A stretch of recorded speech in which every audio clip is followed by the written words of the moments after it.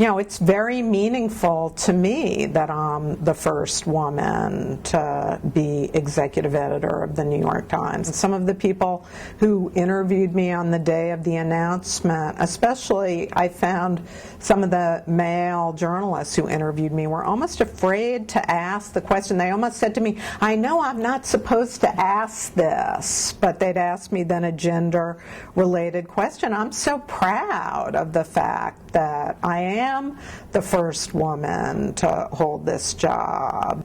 What's keeping you up at night right now as a leader with an incredible brand, but in this massive media revolution? I think, the biggest challenge that I've faced, both as managing editor and now as I prepare to be executive editor, is making everyone in our newsroom as comfortable with this transition that we're now well into. And I think maybe under my watch we'll arrive at the other side. And it's happening. A hallmark of my work in the past year has been to integrate our newsrooms.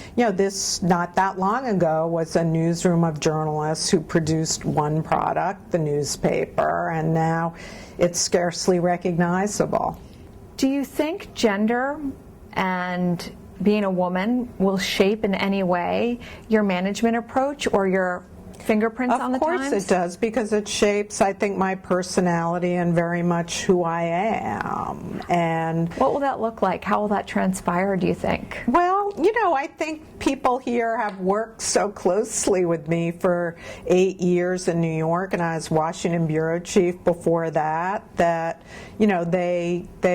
I think are used to my style, which is a commitment to excellence, but a willing always to talk. I, pride myself on having an open door, and I like the part of editing that involves helping people through sometimes personal crises to be able to deal with a particular stress at work. And I find that both challenging and interesting. I highly value really getting to know my colleagues here. As you look to other women in different fields, what advice would you give them in terms of how you've navigated these significant responsibilities? It's hard to give advice because everybody's life has its own challenges and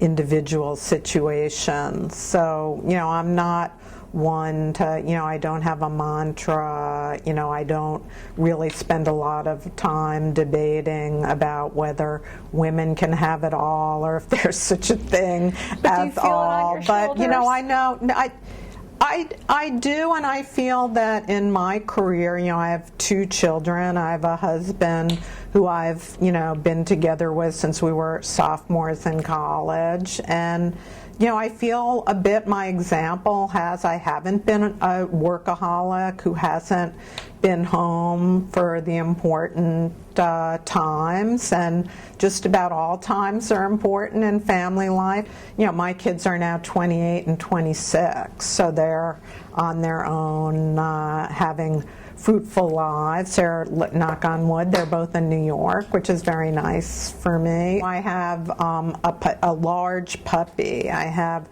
a 2-year-old golden retriever puppy. I've written a book about the experience of raising a puppy in a dog's first year. Which is harder, a new puppy, taking on a new job? It's hard to say. If you had asked me back in the first weeks of sleepless, you're sleepless the way you are with a new baby, with a new puppy, I might not have answered, but I think I really look forward to the challenges of this new job and putting my stamp on it.